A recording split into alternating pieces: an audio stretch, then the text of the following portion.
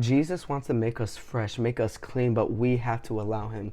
In Luke 3, verse 17, it says, his winnowing fan is in his hand, and he will thoroughly clean out his threshing floor and gather the wheat into his barn, but the chaff he will burn with unquenchable fire.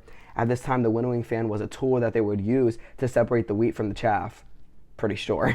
And they would throw in the air and the wind would separate it, and they would keep the wheat because that's the good stuff, and everything else would just go. And Jesus is saying he wants to do the same thing with us, but he can't do that unless we allow him to. It's called surrenderance for a reason. It's called giving it all for a reason. Once we give it all to Jesus, then he can get his winnowing fan, start separating, start changing your heart, your desires, all these things. A lot of times we're looking for change and we're looking for all these other things, crystals, psychics, tarot cards.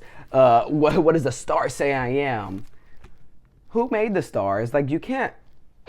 Who made the stars? Like, you can't find who you are unless you're in Jesus. You can't find true happiness unless you're in Jesus. You can't find anything good unless it's of Jesus. And that's just the truth. And it's the plain truth, and nothing's going to ever change.